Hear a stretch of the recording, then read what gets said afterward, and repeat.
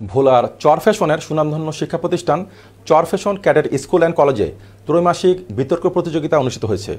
বিস্তারিত জানাচ্ছেন ভোলা থেকে মামুন হোসেনের রিপোর্টে।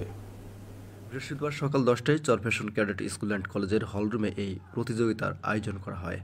ত্রৈমাসিক বিতর্ক প্রতিযোগিতায় চরফ্যাশন ক্যাডেট স্কুল অ্যান্ড কলেজের অধ্যক্ষ গালিব মোহাম্মদ জিল্লুর রহমানের সভাপতিত্বে প্রধান অতিথি হিসেবে উপস্থিত ছিলেন চরফ্যাশন উপজেলা মাধ্যমিক শিক্ষা অফিসার মোহাম্মদ মহিনুদ্দিন। প্রধান অতিথির বক্তব্যে তিনি বলেন, শুদ্ধাচার চর্চা মানব জীবন, সমাজ ও রাষ্ট্রের জন্য খুবই গুরুত্বপূর্ণ বিষয়। আমাদের সন্তানদের শিশু বয়সে শুদ্ধাচর্চা করলে প্রকৃত মানুষ হিসাবে গড়ে তোলা সহজ হবে। তিনি আরও বলেন, সকলের বাবা মা রাজা বাদশাহ হয় না। প্রতিদিন যাদের একই জামা পরে ছেঁড়া জুতো পায়ে স্কুলে যেতে হয় তাদেরকে অবজ্ঞা করা যাবে না। সকলকে সত্য বোঝার ও সত্যের সাথে চলার তাগিদ দেন।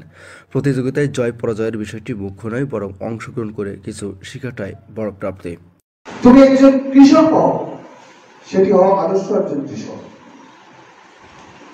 তোমাকে দিয়ে দেশের উপকার হবে, তুমি মানুষের তোমার সহযোগিতা করতে পারবে, তুমি মানবতা শিখবে, তুমি পার্শ্ববর্তী লোকটিকে সহযোগিতা বৃদ্ধির জাদুকাঠি হবে। আমরা স্বপ্ন দেখা মানুষেরা আমাদের নতুন প্রজন্মকে নিয়ে স্বপ্ন দেখতে চাই। শিক্ষার্থীদেরকে অনলাইন গেমিং ও অসুস্থ বিনোদন থেকে বের করার জন্য প্রতিনিয়ত ভিন্ন ধর্মী আয়োজন করে আসছে Charfasson cadet school and college. নিজের মেধায় লালন করবে, এই লালন করার মাধ্যমে নিজেরা নিজেদের সুপ্ত মেধাকে প্রস্ফুটিত করবে, সাথে সাথে এই মেধা এবং এই বিতর্কের মাধ্যমে নিজেকে পরিশুদ্ধ করার জন্য নিজেদেরকে পরিশুদ্ধ করবে। সহকারী শিক্ষক মাইমুন নাহার রাবিয়া, সাবিনা ইয়াসমিন, শারবিন সুলতানা, রওশান স্বর্ণা, আফরোজা মেশো।